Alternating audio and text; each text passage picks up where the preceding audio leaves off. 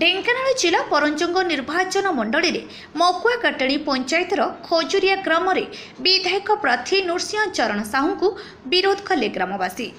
ବହୁଦିନ ଧରି ନିର୍ଦ୍ଦିଷ୍ଟ କିଛି ଠିକାଦାରଙ୍କୁ କାର୍ଯ୍ୟ ଦେଇ ଦଳର କର୍ମୀମାନଙ୍କୁ ଅବହେଳା କରିଥିଲେ। ଉକ୍ତ ଅଞ୍ଚଳବାସୀ ବିଧାୟକଙ୍କ ପାଖକୁ କୌଣସି ଅଭିଯୋଗ ନେଇକି ଯାଇଥିବା ବେଳେ ତାଙ୍କୁ ଚିହ୍ନି ନାହାନ୍ତି ବୋଲି କହିଥିଲେ, ଯାହାଫଳରେ ବିଜେଡି କର୍ମୀଙ୍କୁ ଅସମ୍ମାନ କରିବା ମହଙ୍ଗା ପଡ଼ିଛି।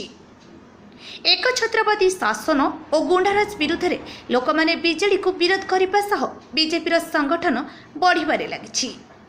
निर्वाचन जेते पाखे आसुछि कर्मी मानक मध्यरे सेतिकी विरोध हेबा देखिबाकु मिलुछि।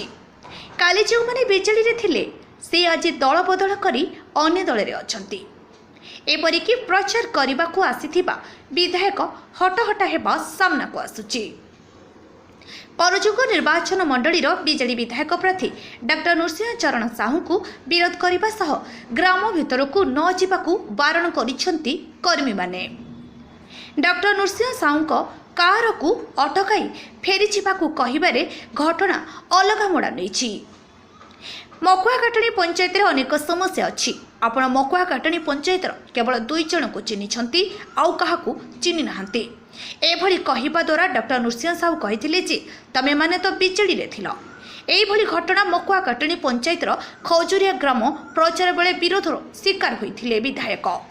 बुधवार सकाळ समय 9टा बेले बीजेडी कर्मी मानक सह बाइक रैली ब्राह्मणिया ग्राम ठारू आरंभ करी प्रचार करी मकुआकाटणी पंचायत खजुरिया ग्राम जिबा बेले एही विरोध रो सामना होई हटाहट होइथिले। एही प्रचार रैली रे बहु बीजेडी कर्मी शामिल थिले।